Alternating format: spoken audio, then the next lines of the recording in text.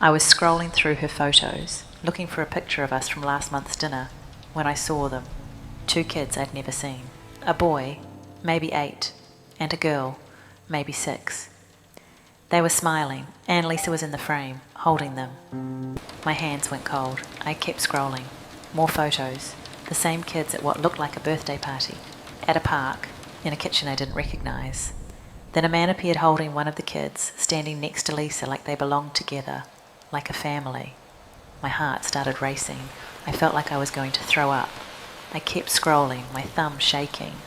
There were dozens of these photos. Recent ones, some from months ago, all of them showing a life I didn't know existed. I dropped the phone. It hit the floor and the screen cracked. I just stood there, staring at it, trying to make sense of what I'd just seen. That was the night I realised I'd been living in someone else's life for 7 years. I'm 35. I work in marketing, live in a 2-bedroom apartment in the city, and I thought I was in a committed relationship with Lisa. We'd been together for 7 years. 7 years of shared rent, shared bills, shared plans for the future. We talked about getting married. We talked about having kids. We talked about growing old together. I thought we were building a life. Lisa travels a lot for work. She's a consultant, or at least that's what she told me. She'd be gone for days, sometimes a week at a time. I never questioned it. I trusted her. When she came back, she'd be tired, but she'd always come back to me, to our apartment, to our life together.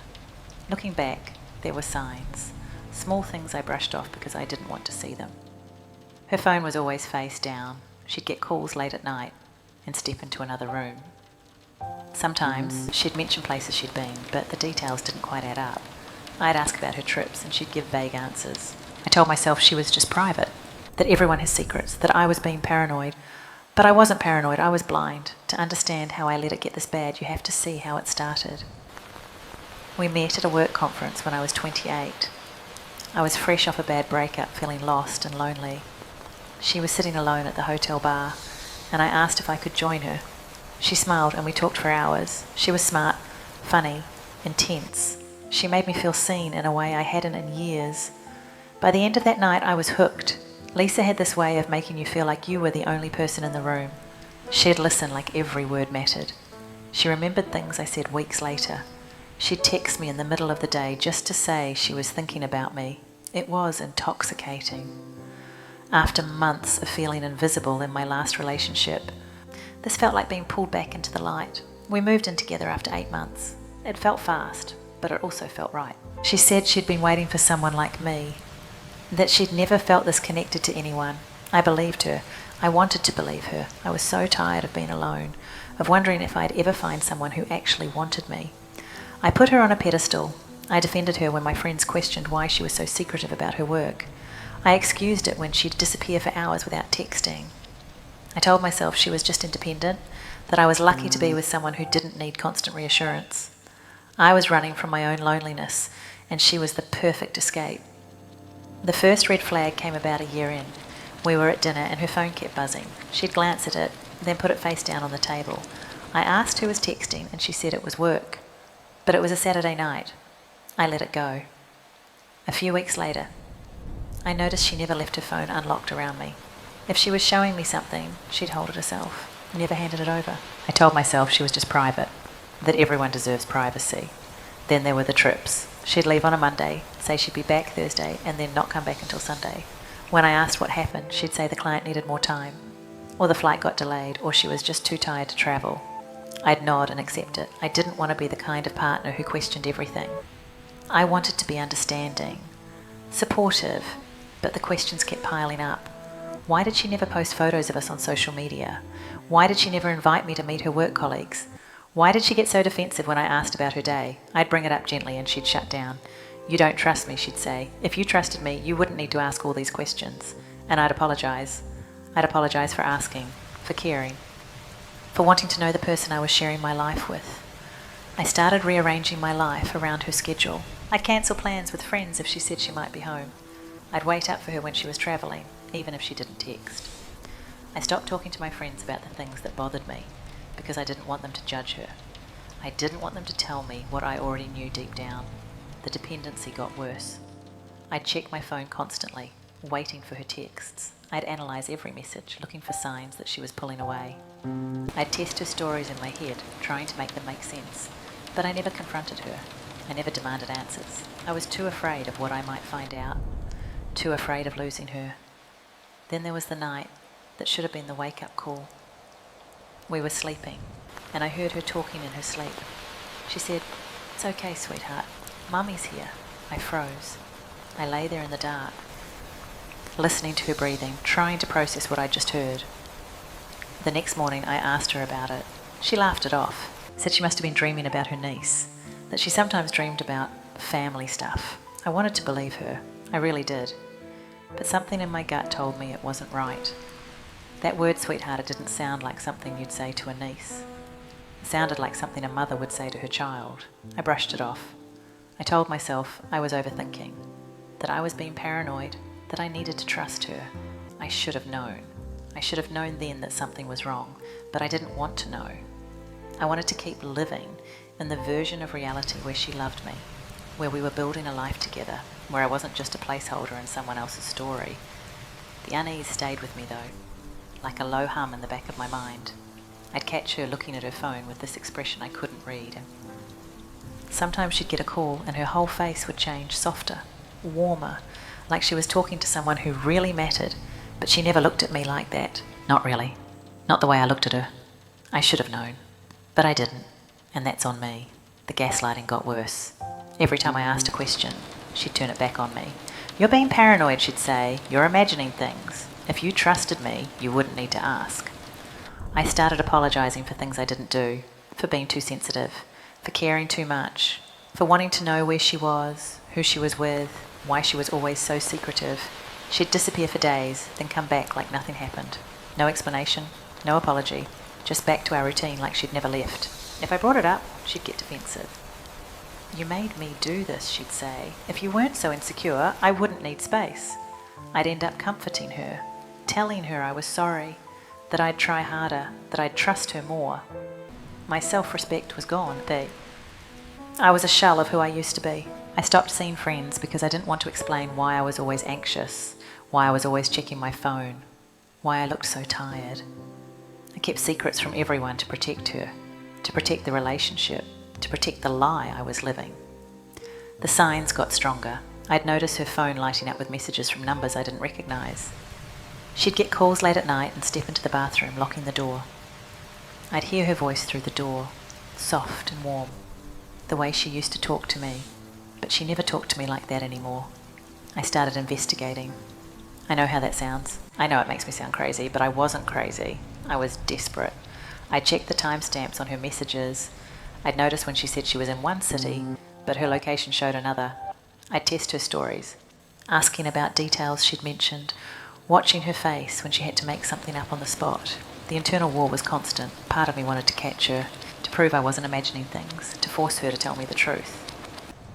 But another part of me wanted to stay blind, to keep living in the fantasy where she loved me, where we were building a life together, where I wasn't just a convenience. I couldn't sleep. I couldn't eat. I was losing weight, and my friends noticed. But I couldn't tell them why. I couldn't admit that I was obsessing over someone who was clearly lying to me. I couldn't admit that I was staying in a relationship that was destroying me. Then came the night everything broke. She was in the shower, and her phone was on the kitchen counter. It buzzed. I saw a preview of a message, a name I didn't recognise. Something about picking up the kids.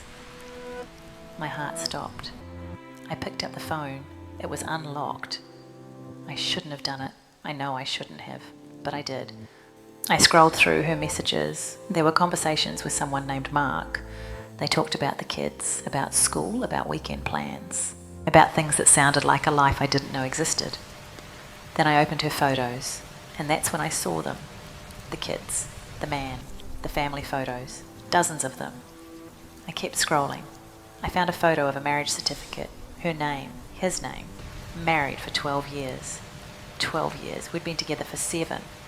She'd been married the entire time. The entire time. I dropped the phone. It hit the floor, and the screen cracked. I just stood there, shaking, trying to process what I'd just seen. She had another family, in another state, a husband, 2 kids, a whole life I didn't know about. Our entire relationship was her secret. I was her escape, her second life. The apartment we shared was her hiding place. She came out of the shower, wrapped in a towel, and saw me standing there with her phone in my hand. Her face went pale. She knew I'd found out. "What did you do?" she said, her voice cold. "Who are they?" I asked, my voice shaking. "Who are those kids? Who is Mark?" She didn't answer at first. She just stared at me, like I was the one who'd done something wrong. Like I was the one who'd been lying for 7 years. "You went through my phone," she said. "You had no right." "I had no right?" I laughed, but it came out like a sob. "You've been lying to me for 7 years. You have a husband, you have kids, you have a whole other life, and I had no idea." She sat down on the couch, still wrapped in that towel, and she looked tired. Not guilty, not sorry, just tired. "It's complicated," she said. "Complicated?" I couldn't believe what I was hearing. "You've been married for 12 years. We've been together for 7. That's not complicated, that's a lie." "I love both of you," she said, like that made it okay, like that explained everything.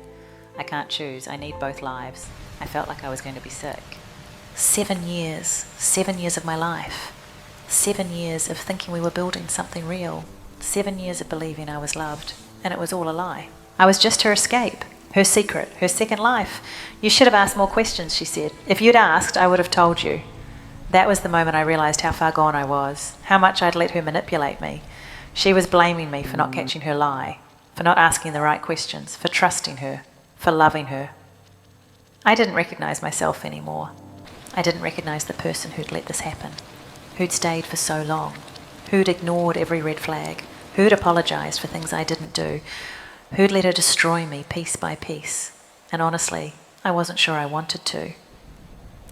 I moved out the next week, packed my things while she was on one of her work trips, probably with her real family.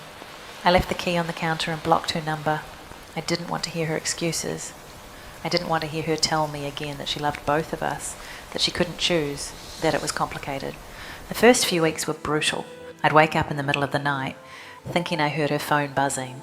I'd check my own phone, hoping she'd text, even though I'd blocked her. The withdrawal was physical. I couldn't eat, I couldn't sleep. I'd go through old messages, trying to find clues I'd missed, trying to understand how I'd been so blind. I told my friends what happened. Some of them weren't surprised. They'd seen the red flags, but they didn't want to say anything. They didn't want to be the ones to break my heart. I couldn't blame them. I wouldn't have listened anyway. I did something I'm not proud of. I found Mark's contact information. I called him. I told him everything. About the 7 years, about the apartment, about the life she'd been living with me. He didn't know. He had no idea. He thought she was travelling for work. He thought she was faithful. He thanked me for telling him, but his voice was broken. I destroyed his life too, but at least now he knew the truth. The consequences came fast. Lisa lost her escape. She lost the apartment we'd shared. She lost me. But more than that, she lost the ability to maintain the lie. Mark filed for divorce. Her kids found out. Her friends found out. The life she'd been carefully managing fell apart because she couldn't keep her story straight anymore. I don't know if that's justice. I don't know if it makes what happened to me okay. But it's something. It's proof that toxic behaviour has a cost. That lies catch up to you eventually, that you can't live 2 lives forever without one of them collapsing. The rebuilding was slow. I didn't magically heal. I didn't wake up one day and feel better. I went to therapy. I started setting boundaries I'd never had before. I learned to trust my instincts again, even when they told me things I didn't want to hear. I reconnected with friends I'd pushed away. I focused on work. I focused on myself. But the damage is still there. I still have trust issues. I still question everything. I still look for red flags in every relationship, even when they're not there. I'm more guarded now, more careful, more aware of how easy it is to lose yourself in someone else's lie. Here's what I learned, and I need you to hear this. Red flags don't disappear because you love someone. If someone's phone is more important than your peace, that's not love. If someone makes you feel crazy for asking questions, that's not love. If someone needs you to ignore your instincts to be with them, that's not love. I stayed because I was afraid of being alone, but I was already alone. I was alone in a relationship with someone who was living a double life. I was alone in an apartment that was just her hiding place. I was alone in a future that was never going to happen. Don't be me. Don't wait as long as I did. Don't apologise for wanting the truth. Don't let someone make you feel crazy for noticing that something's wrong. If your gut is telling you something, listen to it. If someone's story doesn't add up, it's because it's not true. If someone's phone is more important than your relationship, there's a reason. I lost 7 years believing we were building a life together, only to find out I was the other woman in my own relationship. And the worst part, I should have known.